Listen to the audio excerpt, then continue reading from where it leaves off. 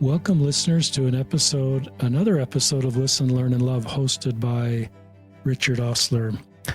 Most of my guests reach out to me, and I'm glad to have them on the podcast, but sometimes I kind of become aware of a story, and I reach out to try to get that guest on the podcast, and that's true with Austin Peterson, who I've asked to be on the podcast. Welcome to the podcast, Austin. Thank you, Richard. It's such an honor. I became aware of Austin because he's involved with Gather. Gather, as you know, started in 2023. Austin got involved in the leadership of Gather and just spent so much time making that happen. Austin then continues to be involved in Gather. We're recording this in July. Gather's in September, so Austin's very involved with Gather. He's also part of the team putting together the youth track, a new track at Gather. He'll talk about this in the podcast. And I've read his story on Lift and Love that we'll link to in the show notes. And some of this podcast may overlap with that story. And I'm grateful for Lift and Love and all the people that make those stories possible. But just a little background on Austin. He grew up in Utah County, Spanish Fork. He served a mission in Ghana, someplace I'd like to go, spoke English, and I think did ASL. Graduated from BYU about 3 years ago in linguistics. He is 29. He's a business analyst professionally and doing all this Gather work on the side. He, in his Lift and Love show, he shares his journey, which is sharing this podcast, his own personal journey.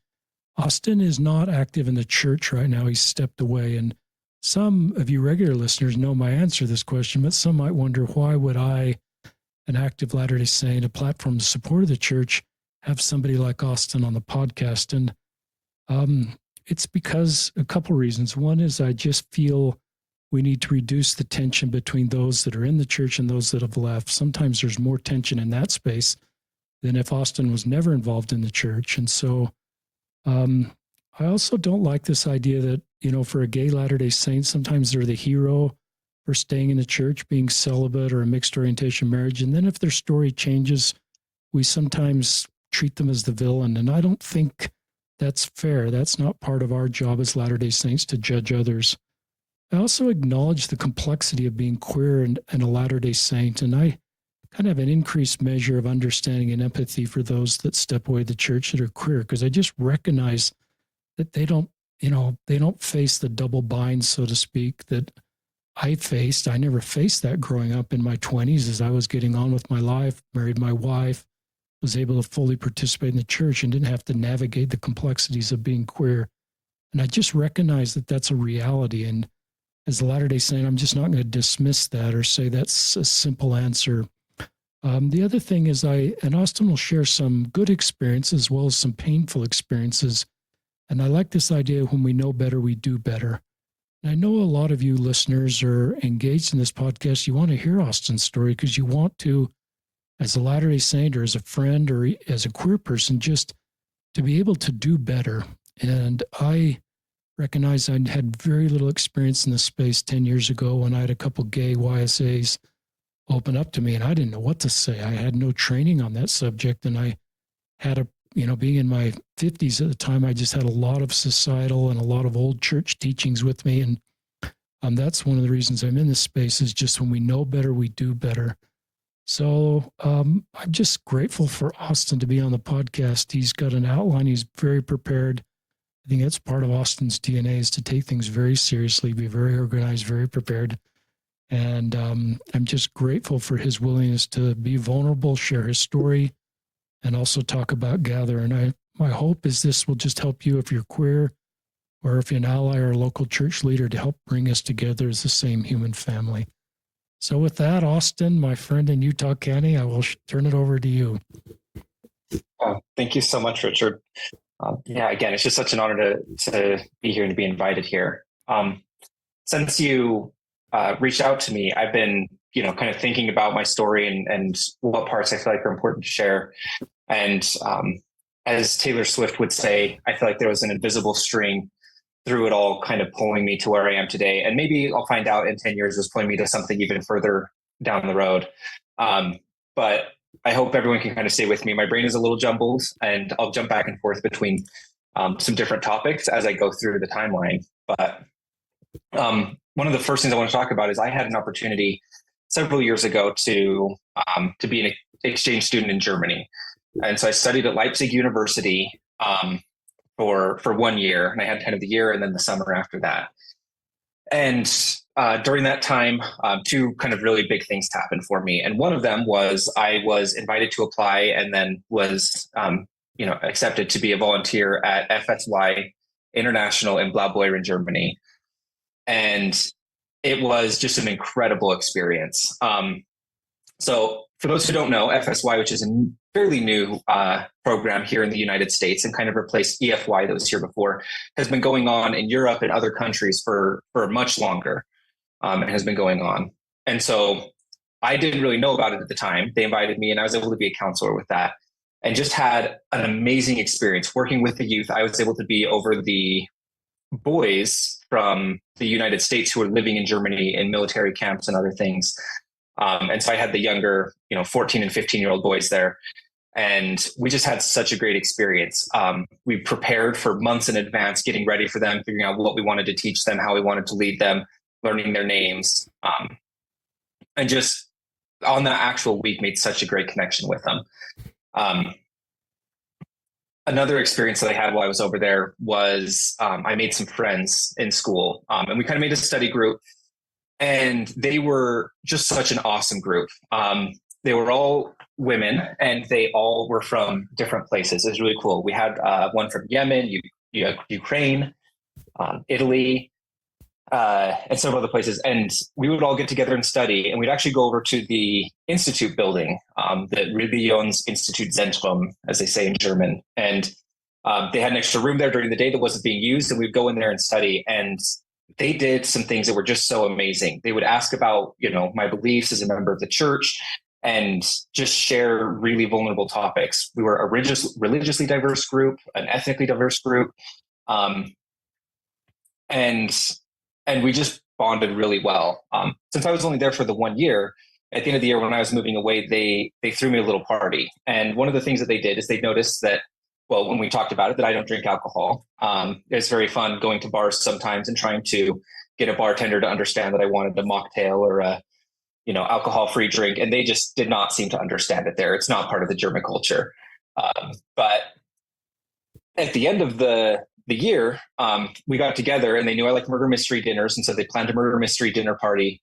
And at the end, they brought out some virgin margaritas, and we all had them. And I let them know, I had no problem with you drinking.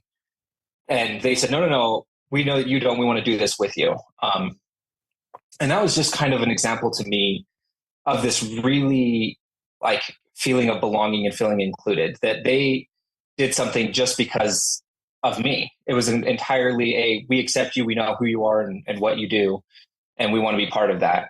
And with that group, I thought, I felt more included with them as a member of the church, right, as a religious minority with those women, than I have as a gay person in the Church of Jesus Christ of Latter-day Saints. And I know that as followers of Christ, one of our primary goals is to try and make everyone feel included and feel like they belong. And so that's kind of been the pinnacle that I've been trying to achieve kind of throughout my life, of that kind of inclusivity and belonging. After I returned, and I moved out, I moved into an apartment in Provo. I was going to BYU. I was working as a temple worker, and I have tried to figure the logistics out here because I know I wasn't working the same shift as him. So one of us was substituting on a different shift. But after working at the Vale, I ran into Ben Shalati, who you've had on your podcast before. And we had a little chat, and he's told me that he doesn't usually come out to people in the temple. But in our conversation, he did come out to me, and he told me that he was working at BYU and that he was gay. And I was shocked. I wasn't out to even myself at this point.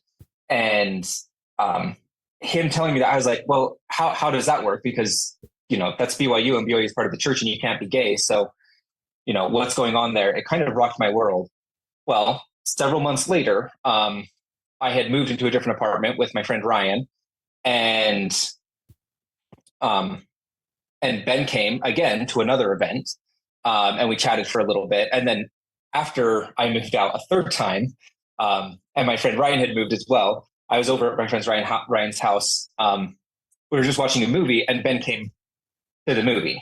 And so, third time's the charm. We finally got connected. But I remember during this movie, Ben commenting on some of the actors, and just about how attractive they were. I don't remember exactly what it was or even what movie or who the actor was, but someone came on the screen and would say, "Oh, he's pretty handsome, isn't he?"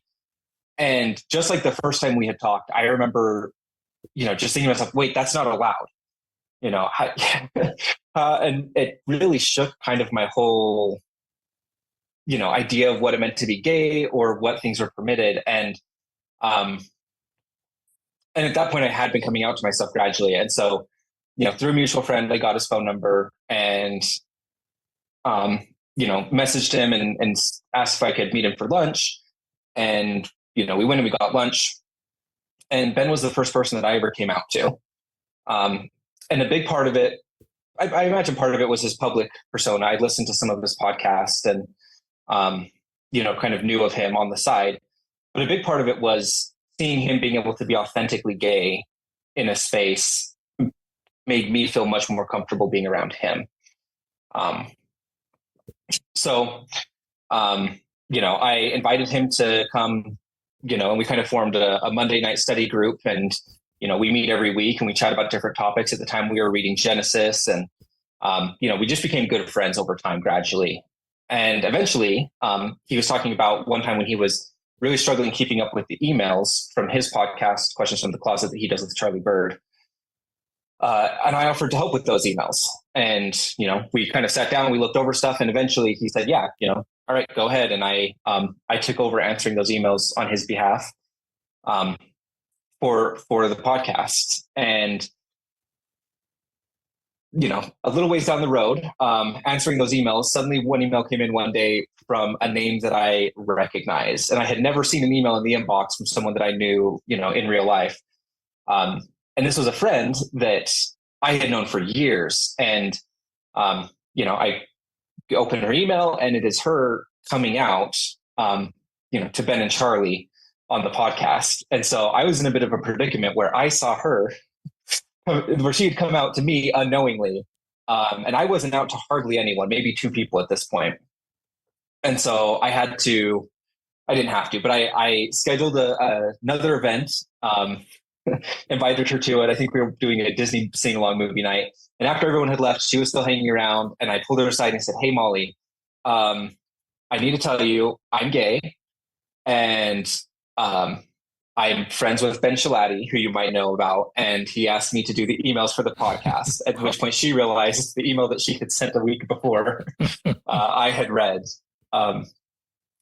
But it really, and it was a fun thing. But it was really a cool experience where, by both of us being able to be out together, even though we'd known each other for years before, being able to open up and share more deeply with each other has really helped to strengthen our relationship. And we're still really good friends. In fact, Molly sang at the last Gather conference the new number that Janice Cat Perry had written.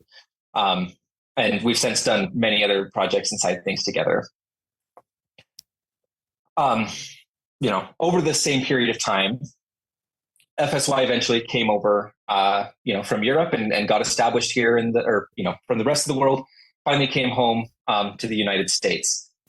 And I made sure to sign up and volunteer that very first year when they only had 2 sessions. It was just a trial run. Luckily, our state president was involved in it pretty heavily. And so, I kind of got the inside scoop and was able to be a part of that. And I did it again the next year. And those 2 summers were just amazing. I think that we could learn some more from the way that FSY has been doing it for so long and the experience they have. But even being the first few times, the amazing impact that counselors have on the youth over that 1 week is just incredible. I also remember they had loosened some of the restrictions that EFY used to have. Now, there still were some, and I will say, I believe you've interviewed the Nortons, and they've talked about how, with the adjustments to the For the Strength of Youth pamphlet, they've become even better about things. But I remember the first week I did it, I had 2 young men who had, hair past their shoulders, which back in the day, they would have taken him to the side and told them, "All right, we're either going to shave your hair off or send you home." And I just think, if you would ask them at that point which they would choose between coming to FSY and taking their hair, they would have absolutely said, I'm going to keep my hair, see ya. And they both, during that week, and almost every single week that I ever did an FSY session, I had young men in my group, in my company, who had chosen to leave the church already, had already distanced themselves from it, or said once they were 18, they were going to be done. Youth who didn't really have a relationship with God, youth who didn't really feel like there was a place for them in the church. And FSY is designed in a really amazing way where it focuses on core things, and it doesn't get into the nitty gritty of doctrine, but it just says, we're going to talk about prayer and revelation and focusing on a relationship with God. And that just being able to see them in the community that they can build with other people and the other youth, and the joy that brought them over that week. We had so many of them.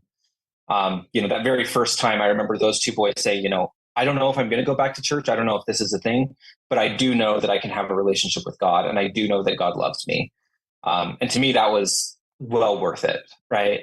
One of my last weeks that I did, I was doing a younger group, and one of our boys was 14, and he was a full atheist, and he was exactly what you imagine for a teenage atheist. He was happy to tell everyone about it and rolled his eyes at every opportunity. And one of the things that we do at FSY is we ask some of the youth to do a devotional in the morning. Now I asked him to do it. I think this was probably Wednesday or Thursday, and he said, "Oh, I don't believe in God." And I said, "Yeah, no, I know. You've told us many times, but that doesn't mean that you can't find wisdom in the scriptures, or you can't find another source of inspiration that you could share with the rest of us." And this is kind of the start of an idea that we're going to be pulling in together for youth, is what we're calling wisdom literature. And wisdom literature is a term for a specific section of books in the Bible, specifically the Jewish Old Testament. But the idea that we want to pull behind this is that there are a lot of sources of wisdom, whether that is the scriptures or the words of modern prophets. It can also be poetry. It can be philosophical writings, even a really good novel. If you can read it and ask the right questions and build a relationship with the text, you can be able to pull something out of it. And that's what I invited him to do. And he did. And it was really great for the rest of the youth. It was amazing to see them kind of rally around and with him, and see him become part of the group, even though he had this different belief set. Another one of the weeks, I remember during the personal study, there was a group of girls that were kind of off, huddled together, whispering. And usually that meant they were, giggling about something, and we needed to kind of refocus them. And I went over and asked what they were talking about. And they said that one of their friends, who was there with them, so one of them had been dealing with some suicidal ideation, and had told her friends about it. And so together they decided to go and look for scriptures and look for conference talks to be able to help with that. And I've been very blessed in my life that I haven't dealt with serious suicidal ideation. But to be confronted with it, for someone really can change your perspective really quickly. Once you have someone confide in you that they're dealing with it, you really want to do anything you can to help. And since then, I noticed that youth are very concerned with mental health. They're very open about it. They're much more honest and free about talking about the struggles they have. But they also need really good resources for it. And so that's been one thing that I've tried to pull through as I've worked with youth throughout the years, is to find the best practices and make sure we're helping them to be able to build strong mental health habits, and feel like they belong. So during this time, I guess between those 2 years, I decided to start going to a conventional ward instead of a YSA ward. And I think part of that might have been fueled by the fact that I wasn't super interested in the dating market. Being gay, I'm not terribly interested in dating women, unfortunately. But I really strongly feel like YSA should consider the family wards that they live in the boundaries of. It's not right for everybody, but there are a lot more opportunities to serve in these family wards, and there is a real need for people who want to feel needed and want to be able to be put to work. And so I switched and they immediately put me to work in the primary. I was playing the piano. A couple months after that, they pulled me into a position as an executive secretary in the bishopric. And then a little bit after that, I was at dinner with my good friend, Jen and Brian Dilley, as well as Ben Shalati. And I got a text message from our stake clerk who was inviting me to meet with the stake presidency. I knew that one of our bishopric members was moving. And so I figured, okay, well, if he's moving, they might be pulling someone from the Elders Quorum presidency. And so I might be getting calls Elders Quorum. And I had a quick chat with them and kind of talked about, what do I do? Am I, do I accept a calling if they do? And if they do extend one? And also, do I need to come out to them? I'd come out to a few other people at this point. Obviously, Jen and Brian and Ben, who I was at dinner with, I was out to. But I wasn't out to anybody at church in my ward or my stake at that point. And one thing that Ben said that's really stuck with me is he said that you don't owe anyone a coming out. That is something that you can decide when you do it. And there's no point where it's obligatory. It's completely up to you. And that was really helpful for me. And I took that and I went in, actually ended up being, I think, a couple days later, and I was extended the call to be the second counselor in the bishopric. As he was giving the call, or as we were, talking before, I was getting ready to come out to him, and then he invited the entire stake presidency as well as the executive secretary and stake clerk into the room, who I was not all comfortable with coming out with, and so at that point I did not come out to my stake presidency, but I did accept the call, and I did some training with our. As I was the second counselor in the bishopric, I was trained by the second counselor in the stake presidency, who also happened to was the previous bishop in my ward. And so I already knew him a little bit, and that was great. He asked me to read some sections from the handbook, which I'm a big handbook reader. And so I, reviewed those sections and we chatted about them, and it was all going good. And then at the very end of that meeting, he invited me to get a testimony of church disciplinary councils. And he talked about covenants, and he said that if we make covenants and then we are breaking those covenants, it's better to have those covenants withdrawn to reduce the condemnation that we are under, rather than allow someone to continue in sin in those covenants. And this had really stirred up some thoughts that I had previously and up to this point. But it really brought a lot of things to the forefront with me. As a member of a bishopric, we do participate in disciplinary councils. And I remember always thinking, what if the next council that I'm in was the one to determine my membership? And I kept thinking about, this condemnation because of the covenants. And I thought about, is there a way that if, you no longer wish to have those covenants, is there a way to opt out? Is this a get out of jail free card? And I talked to this member of the stake presidency later about it. And he said, that's a great question. Take it to your bishop. I talked to my bishop about it, and he handled it in such a great way. He didn't try and give me a quick answer or just, read a scripture to me, but he really heard me out, and he took time to ponder and think about it. He said, this is really something that I haven't thought about before, and I want time to think about it. And so instead of just trying to give a quick answer, he was always very thoughtful about that. And I really appreciated that. Just the humility to say, I don't know right now, really means that when he does have an answer, it's something that he's thought about and that's important. And as I thought about this, I continued to think about the plan of salvation. Now, in 2019, President Oakes gave a talk where he talked about, kind of what we know about after this life. And he shared a quote when he said, when we ask ourselves what we know about the spirit world from the standard works, the answer is not as much as we often think. And to a lot of people, that's really comforting to think about, we know this and this, but we really don't know a whole lot, and that it can be better than we could ever imagine.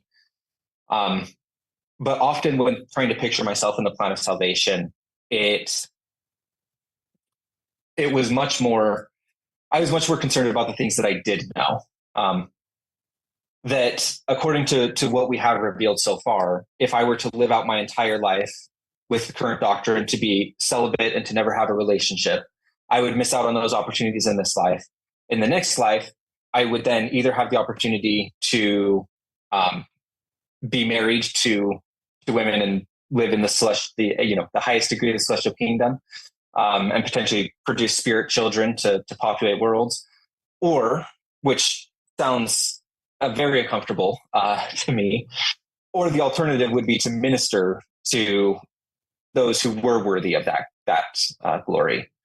And neither of those options seemed very appealing. I thought about, as some have taught, that I might be changed, that I would no longer be gay, that would be an affliction of this world only. And as I think about and ponder that kind of an idea, I just think that wouldn't be me. Whoever that ends up being that is changed, is a different person and is no longer gay and doesn't have the things that has brought into my life, that person might be worthy of exaltation, but the person that I am isn't someone that wants that. And so, this kind of working through this and this mindset, and I do tend to have a very black and white mindset. And so I get that can get me in some of these mental ruts, but what this did to me is it just made me have a really difficult relationship with God at this point. It often became one of, rather than like a parent-child relationship, it was much more an employer-employee relationship. I realized that the only times I would pray to God would be when I was at an FSY week and I'd be praying for my youth, or in the calling when I was praying for, the young men that I was over, and the, or the Sunday school or the other areas that I had under my stewardship, because they were God's responsibility. I figured these youth, they're his, and it's his responsibility to make sure that they have what they need. And I will ask and call down every blessing for them that I can. But for me, I no longer had a desire to be led by God. I felt like he made a plan and he needed to follow it through, and that was fine. But I was going to follow my own plan, and I didn't really want direction from him.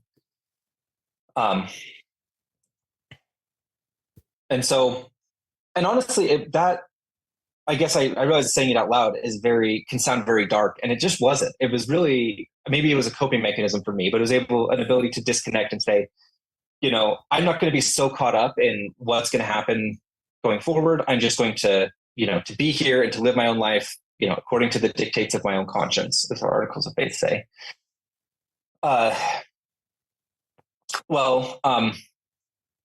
Through a series of events, just as I came out to more people, I eventually was public enough that I decided I wanted to come out to the board.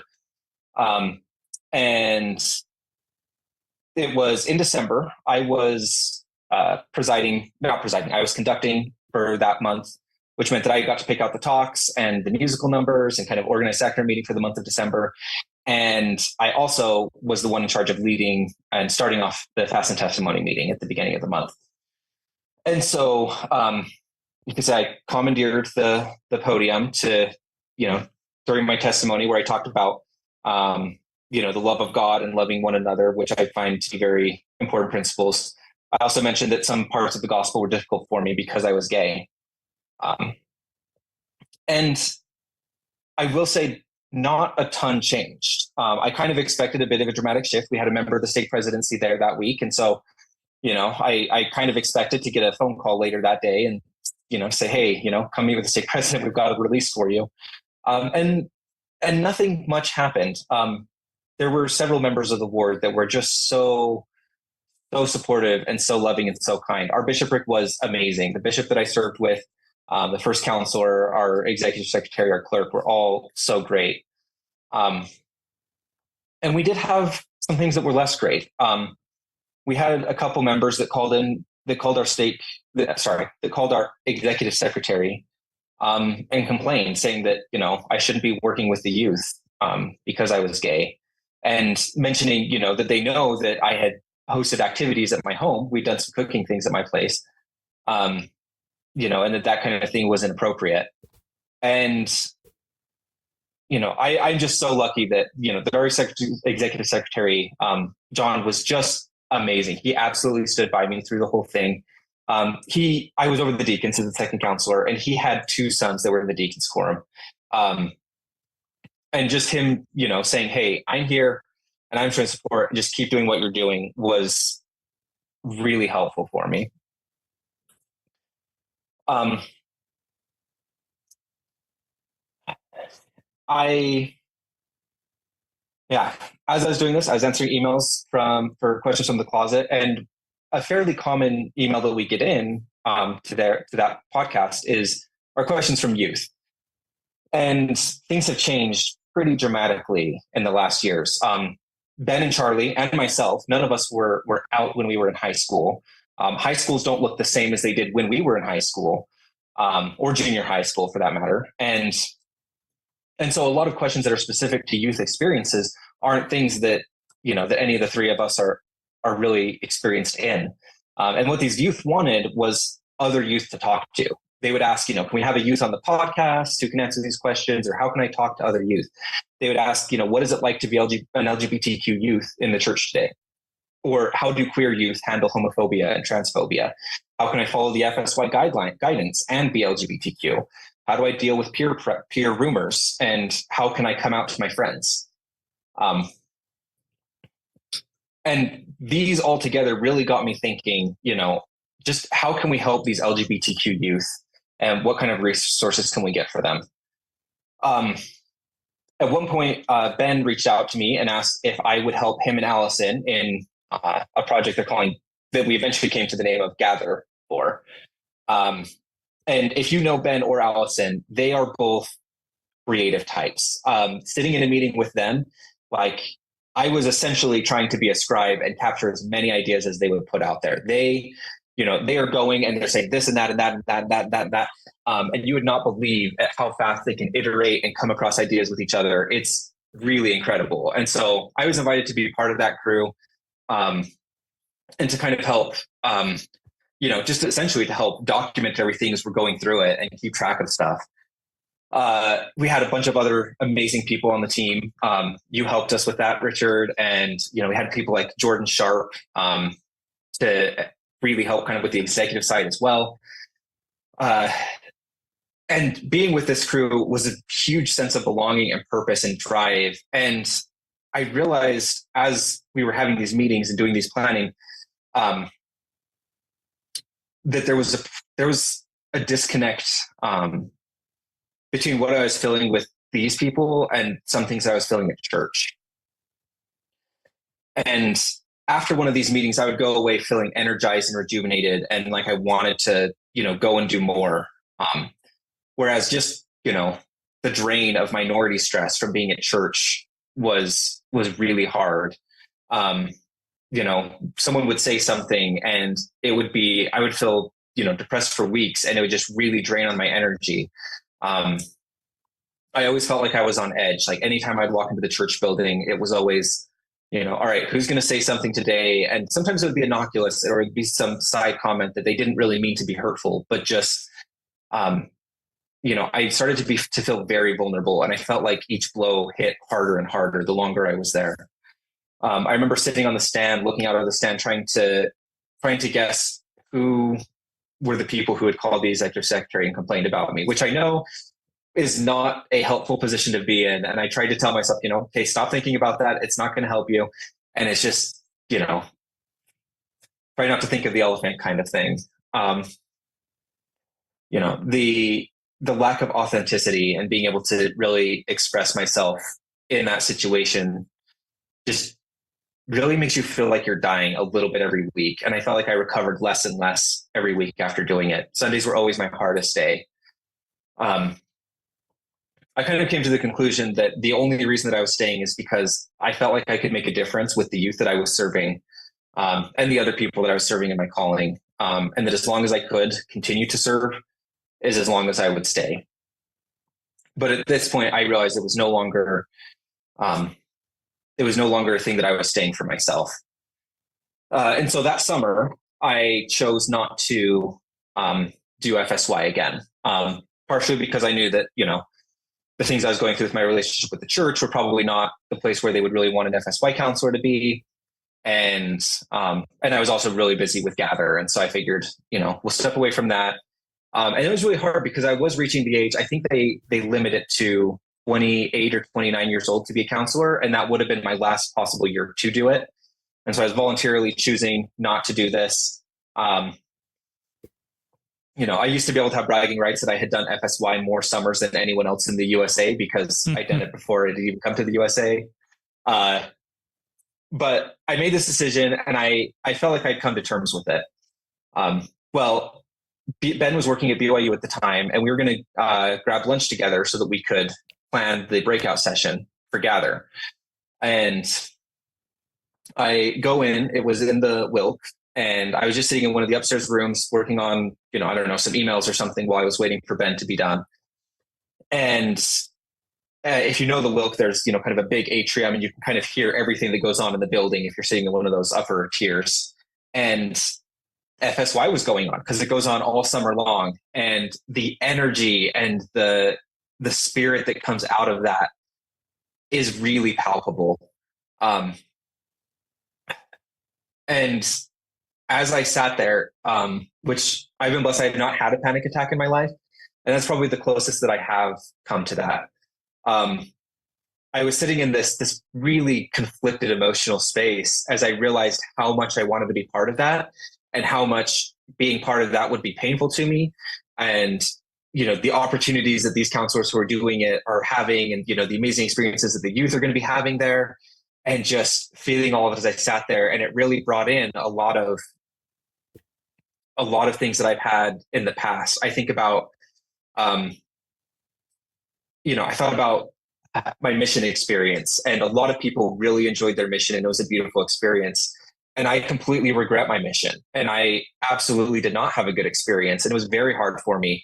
And, kind of that feeling of missing out of something that someone else had, or, people who love their endowment and the covenants and their temple experience, and versus how painful that is for me, and how much and seeing that disparity between something that brings someone else so much peace and joy, and it's so hard for me. I thought about not ever having the opportunity to have dated while I was a teenager, while I was young, and have those, or not having the same spiritual experiences that other people have, or just not being able to find comfort and joy in the gospel that other people experience. And it just sitting in this, and I realized that a lot of it is coming through, and the main emotion I'm experiencing is this bitterness, and it's not, it's a very uncomfortable emotion to be in. And I realized that it's also not a very productive emotion, but it was something that I was feeling, and I just experienced it there. I often think of a poem that President Monson would quote frequently, or I guess a couplet, of all sad words of tongue and pen, the saddest of these it might have been. And just imagining all these scenarios where something else had happened and things had happened. And, luckily it was only a few minutes there, and I, finished up some stuff. Ben messaged me, he was done with his stuff, and we went up and we met up. And, after a quick walk across campus and kind of distancing myself, I was able to clear my mind a little bit. And we started talking about the breakout session. So we planned the LGBTQ breakout last year. And we were talking about the different topics and who, would be the best person to address different topics with them.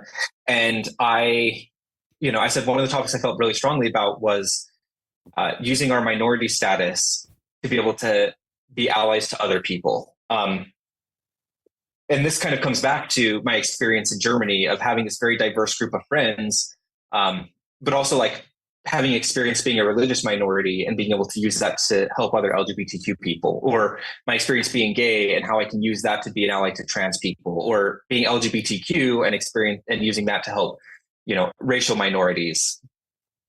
And we didn't find anyone else to speak on the topic, so I got assigned that one, and that ended up being my topic at Gather.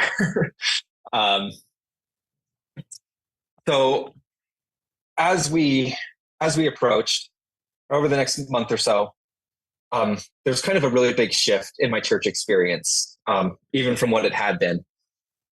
there was a training that the area president gave to stake presidents that they then came and gave to local bishoprics. And I do want to caveat this. I talked to other members of the bishopric in the area who are under the same area president, and they did not, well, they were receiving trainings from their state. They didn't receive these same things that I got. And so I don't know how much of this was filtered directly or how much their state. So I don't know exactly where this was coming from, but we had some trainings that were said to have come from the area president, where that included, counsel to bishops, like if you have a trans youth in your ward, you need to go into their home and read to them the family proclamation and bear your testimony on it in their homes. Or if you have a youth who says they're bisexual, that they're just doing it for attention, and that you shouldn't really take them seriously, or that you shouldn't really be concerned about the rates of suicide among LGBTQ teens, because those numbers are exaggerated and they're not important. And this, first it hurt because the state president knew that I was gay at this point. And to say those things while I was there in the room, but also to think of the harm that would come to these other youth because of this, because you have bishops who are fully believing and just don't know, don't have access to any other resources, because having served with multiple bishops, they do not have time to be, doing a ton of research and keeping up with all these kinds of stuff.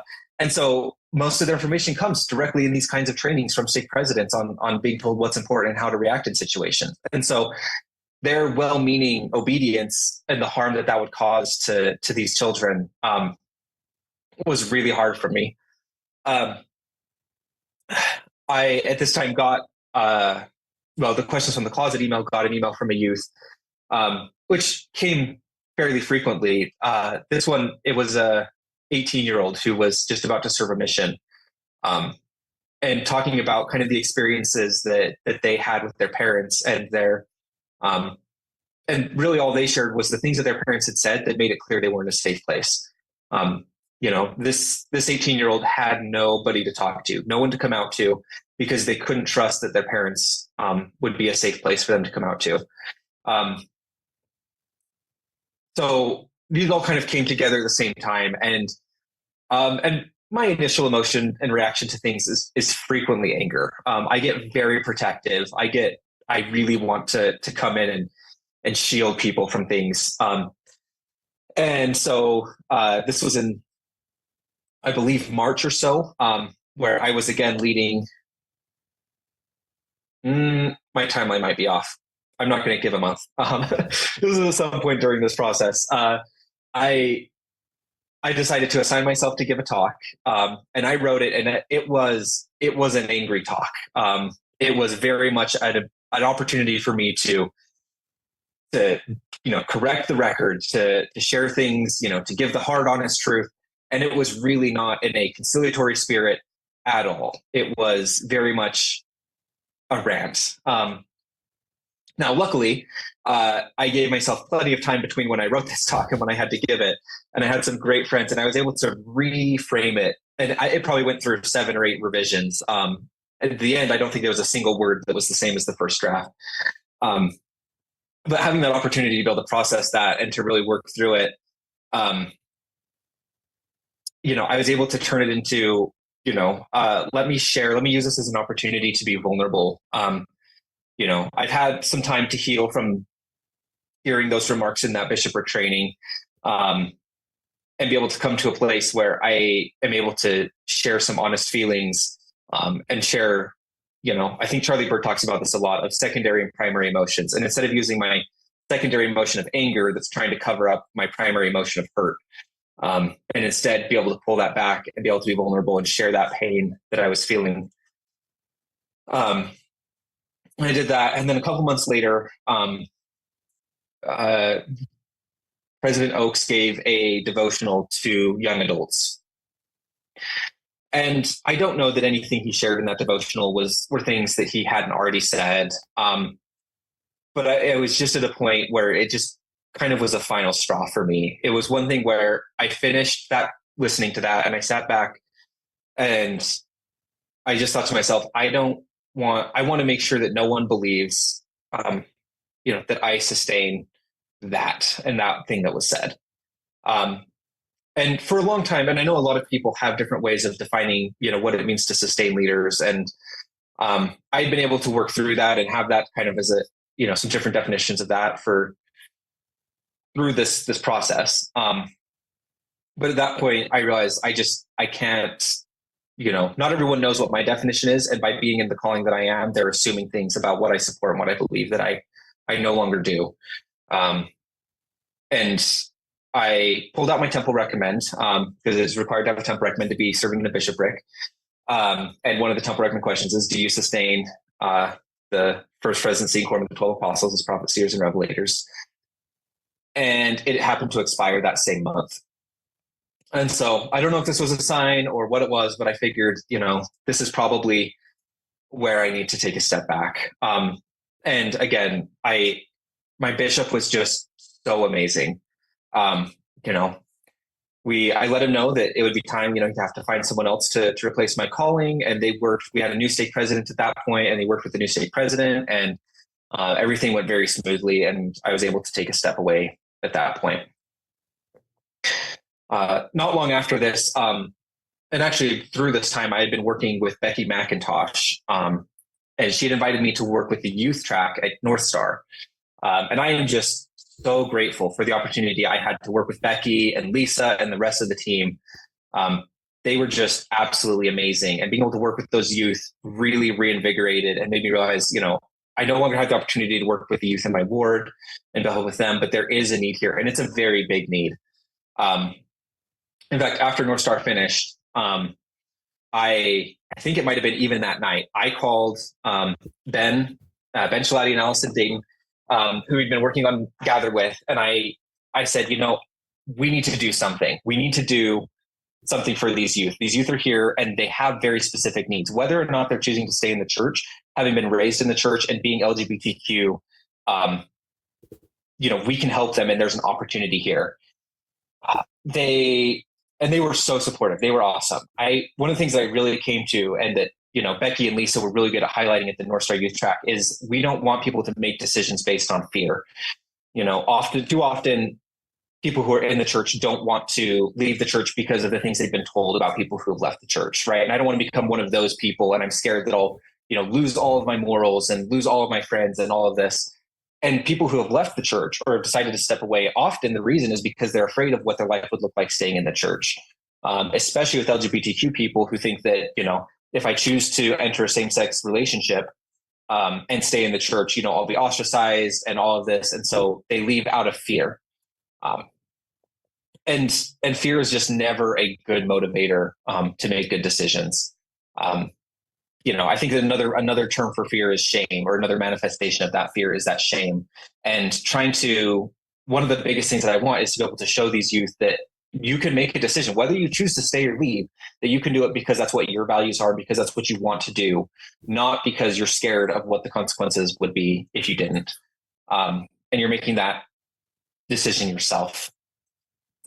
Now, Gather last year was it was absolute madness. You would not believe the amount of, well, you would, but the amount of planning and the amount of things that were going on in the background were crazy. We were cutting ideas left and right because there was just no way we were going to get on time. And honestly, I was shocked when I walked in the first day of Gather, and the things, especially Jordan Sharp and Megan Church, the things they were able to pull off, it was absolutely incredible.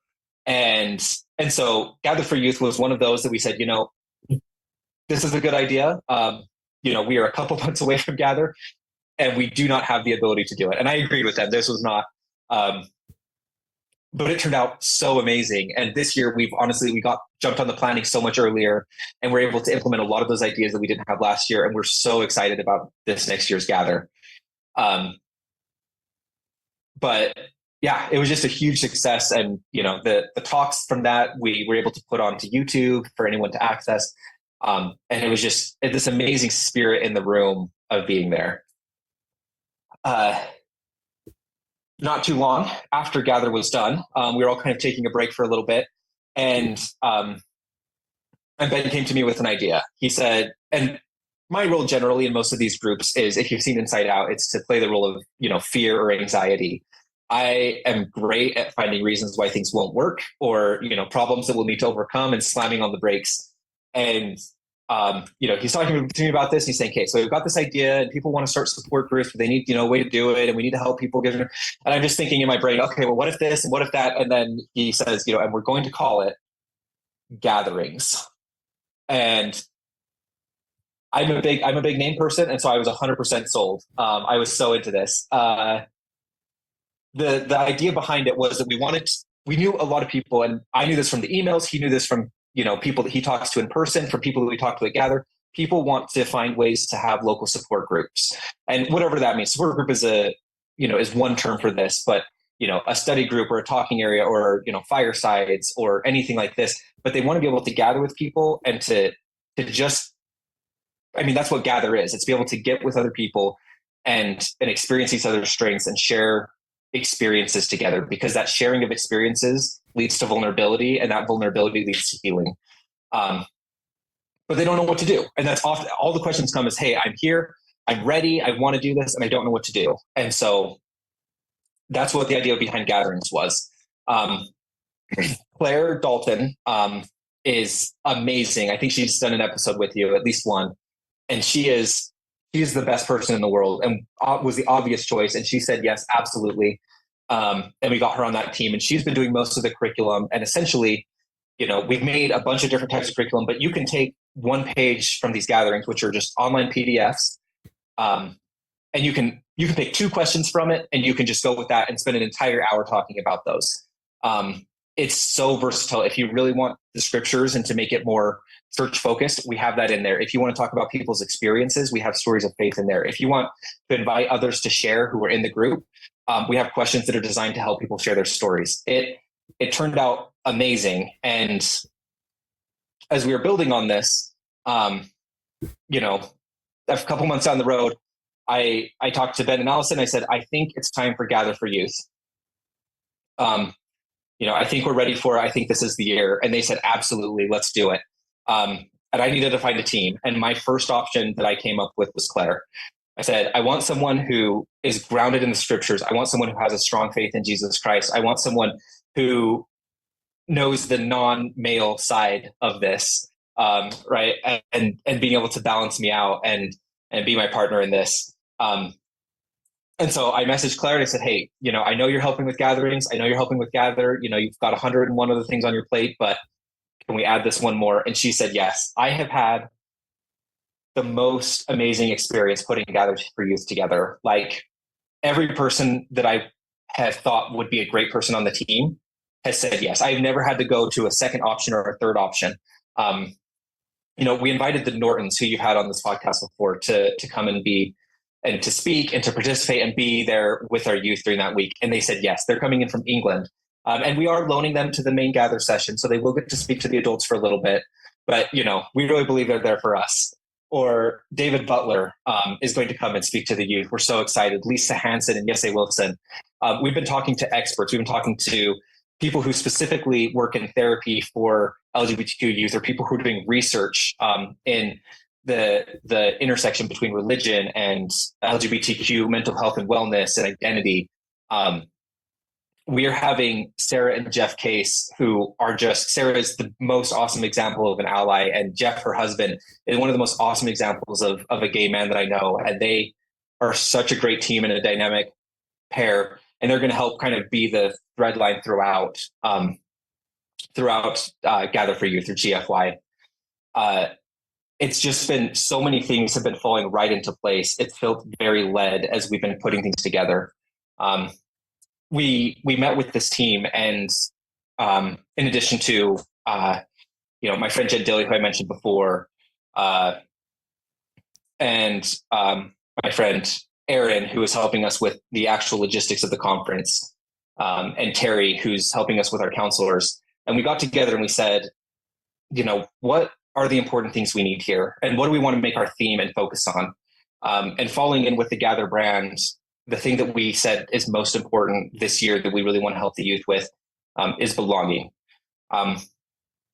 both from a spiritual side, the spiritual importance of belonging with Christ and belonging with each other is central to, the great commandment, the two great commandments. It's central to Christ's message all throughout. But from a clinical perspective, if you're familiar with the interpersonal theory of suicide, it talks about, the two main factors that lead to people considering suicide are perceived burdensomeness and thwarted belonging. And anything we can do to help these youth feel like they belong, help them gain the tools to then take that home and build more connections and create more belonging where they're from, is exactly what we want. We're trying to get everyone there. We're trying to, get our youth, but also to get, family members of LGBTQ people, or to get just allies. A lot of people are concerned to come to something like this, especially if, they're really out of the church and, FSY seems like a scary thing. How can we help them? Well, do you have a friend who you really trust? Bring the friend along too, my friend Tiffany in St. George, at the time her son was on a mission, and she said he was in the Stake Relief Society presidency. And we were just having a chat, and she said, a lot of times people will use this, what if one of your kids you don't know is gay, comes out to you? How would you have wanted to prepare for that? And what would you have done before that? And she said, that's a great tool. And honestly, everyone should think about that. But she said, what if one of your kids was my son's mission companion? Because statistically, with the number of missionaries, and you've interviewed a number of missionaries who have come back who are gay, and many of them are not out on their missions. I think most of the ones you've interviewed were out on their missions, but so many more are currently on missions who are not out. And how would I want to prepare my kid to be a companion to someone who is gay, whether they're out or not?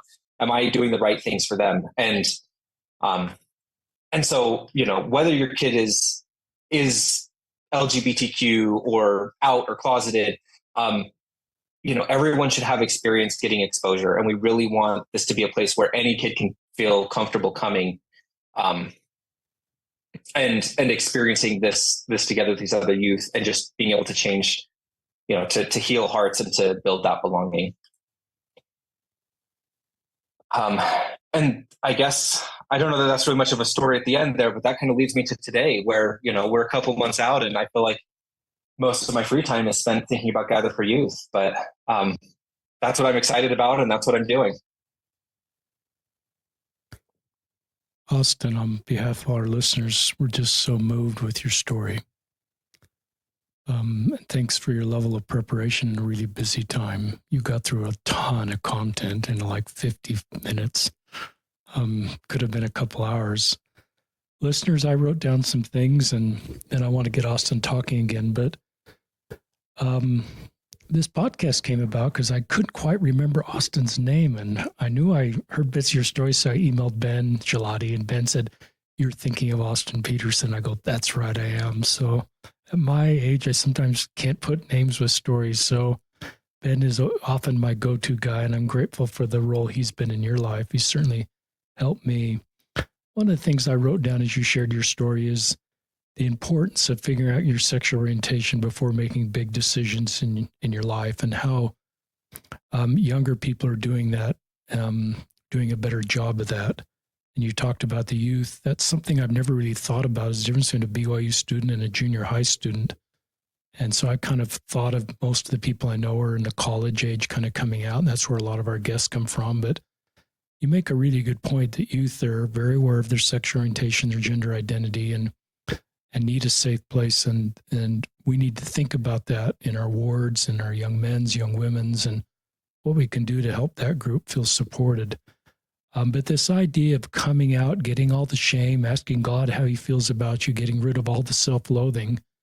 And I think that's a good thing, even though sometimes you mentioned some training to dismiss a youth that feels they're trans or bi. I think that makes kind of things nice and tidy, but it's not helpful in the long run for people to feel authentic with who they are, and then to make better decisions, not out of fear, like you point out, and not out of a reaction to a difficult leader situation, but out of a deep groundedness in who they are. And you role model that really well, Austin. The next thing I wrote down is you are a huge event guy. And that is one of your towering gifts. And then I wrote down, I'll go where you want me to go, dear Lord, which is one of my favorite songs. And you seem to have been doing that your whole life.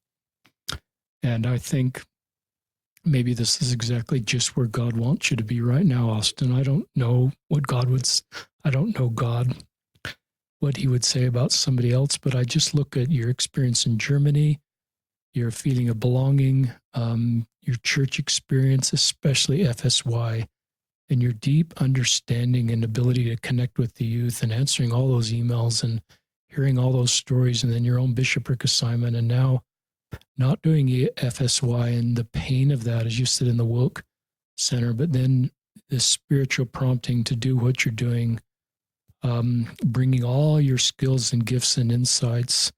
And I just wrote down, I'll go where you want me to go, dear Lord. Can't remember all the words of that song. I'll be what you want me to be. I'll say what you want you to say. And there's not many people in the intersection of LGBTQ and LDS that can do what you're doing, Austin, and your team, like Claire, and how that's so needed. And my hope for the future is that's a normal thing that's standardized within the church, but we're a long ways from that. As you point out in some of that training, we're trying to make that all go away. Versus sort of recognizing this is how God is creating people and what can we do to support them versus dismiss them and make them fit into sort of our heteronormative world. I love the Nortons. Their book is called Come As You Are, and I think of those two guys you pointed out that had long hair. And my reaction 10 years ago would have been, you got to cut your hair, my friends, or you're not welcome. And the Nortons, and their work and many others, come as you are. It's not our job to be, sifters. We're called to be gatherers and help people. And you role model that with what you did at FSY. And I love what you taught us about FSY. Well, our kids are too old to go to FSY now. Our kids are all in their 20s. But I love what FSY is doing.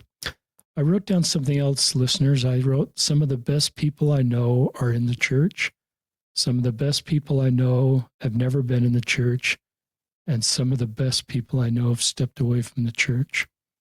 And you are one of those, Austin. You are one of the finest guests I've ever had on the podcast. And just recognizing, even, I don't know if listeners caught this, but when you went through the reasons you were trying to stay in the church, it was because you cared about the youth. It wasn't about you.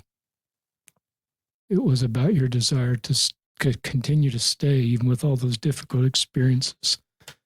And I mourn where we are as a church. I just don't think we're at the finish line. Greg Prince said something 10 years ago as an early ally. He said, when the church said, it's not a choice and you can't change it, the other shoe hasn't dropped. And we're in an unsustainable position as the church. In some ways that resonates with me. It doesn't mean I know God's will or I know exactly what's going to happen. I just recognize that we're in a place that I think is not the finish line here.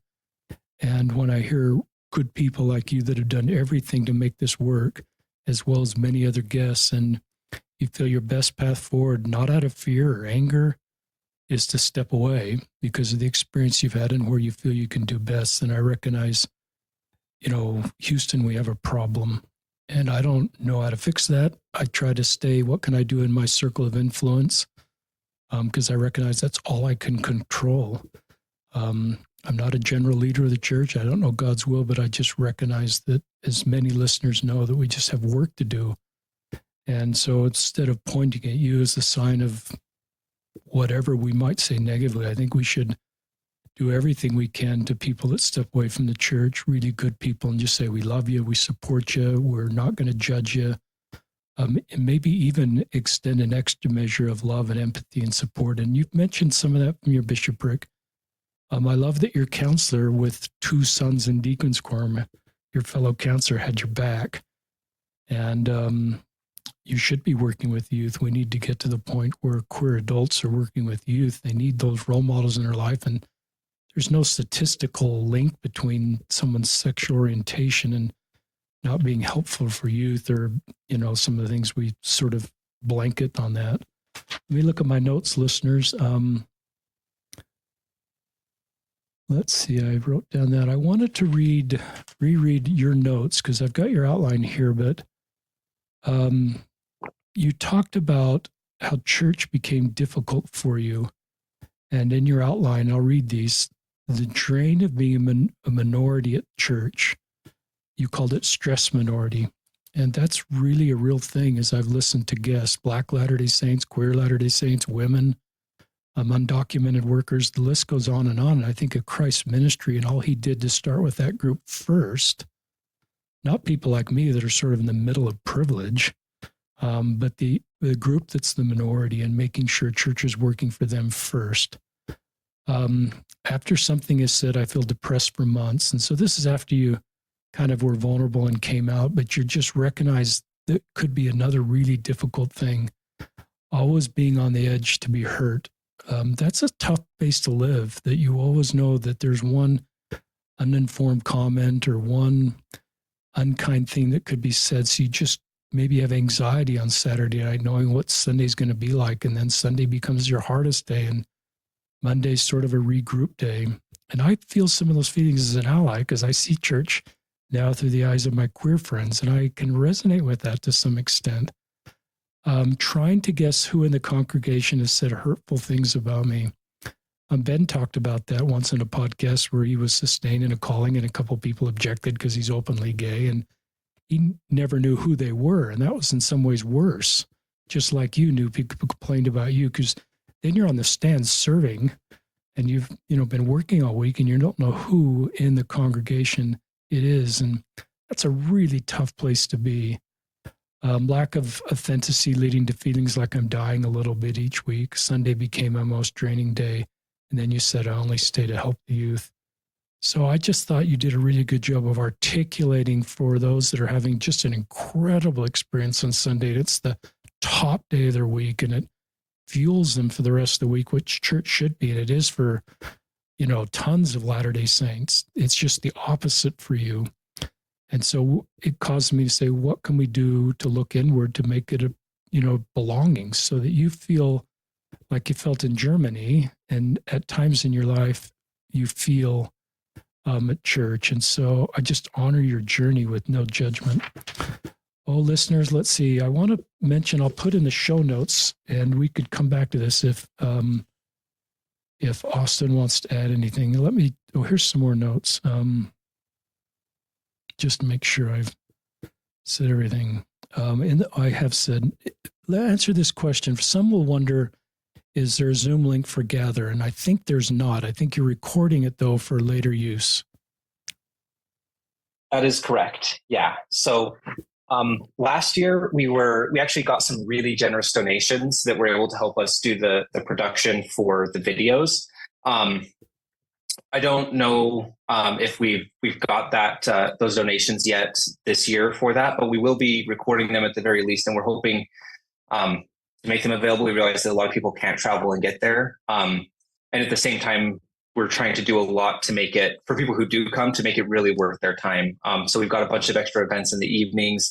We're doing some lunch things to try and help people connect and find community that do choose to be able to make it in person. And so I can't speak for sure that this year Gather will be available, but I hope it will be, and I think it will be. Okay. So that at least answers the Zoom question.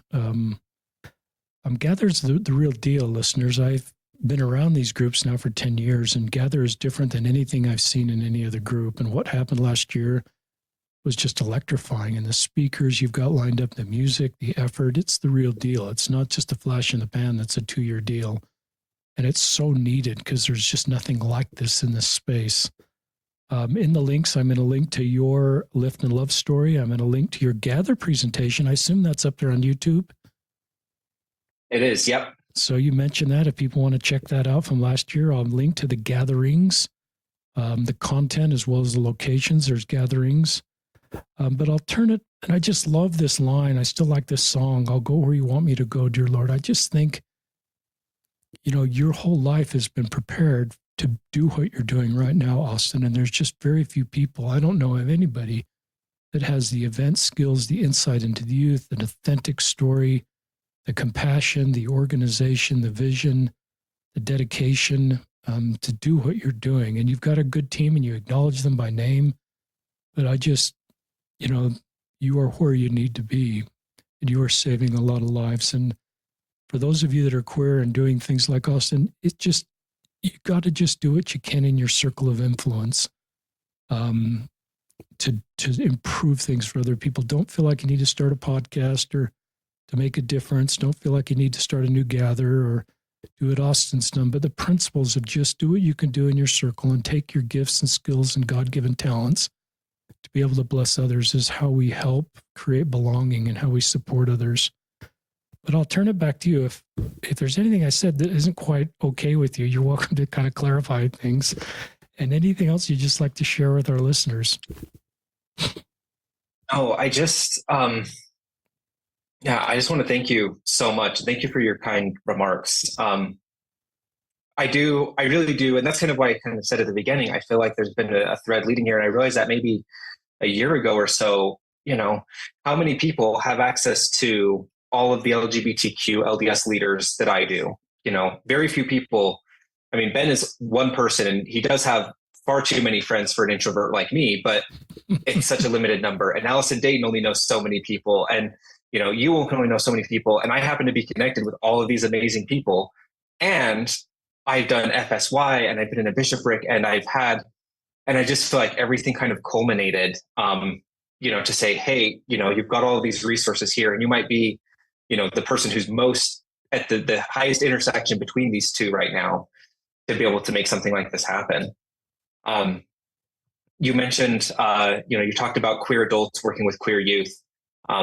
And that's one of the things that we're doing at Gather for Youth. I really love this. So our groups within Gather for Youth, there'll be groups of 6 to 8 youth that are going to be called prides.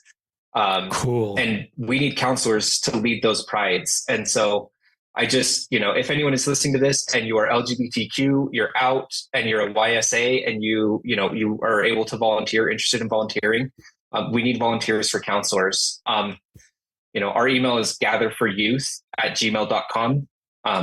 And also if parents are interested but have questions or, want to know more, please send an email. We respond to all of those.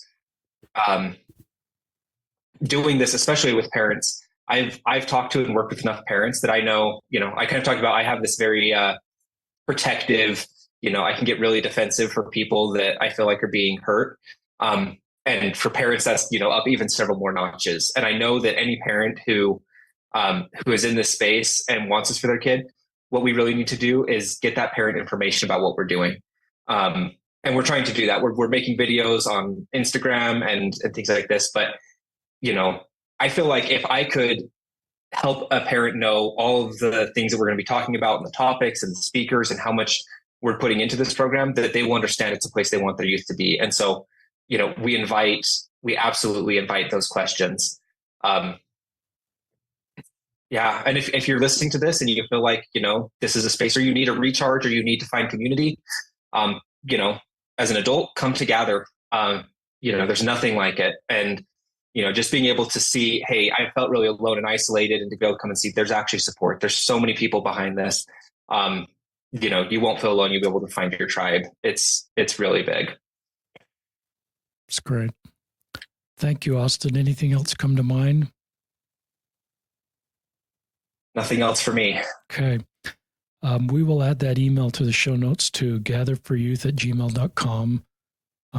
That'd be a great resource just to understand more. And I love your invitation for other people to help lead and be a part of Gather for Youth. So listeners, I'm grateful this platform exists. It's a real honor. It's possible because of the brave guests that step forward and share their stories. And I'm just honored to have someone like Austin Peterson share his story, and gives me hope for the future of the world. And I'm grateful Austin's who he is and is doing the things that he is doing. And so this is Austin Peterson and Richard Osler signing off on another episode of Listen, Learn, and Love.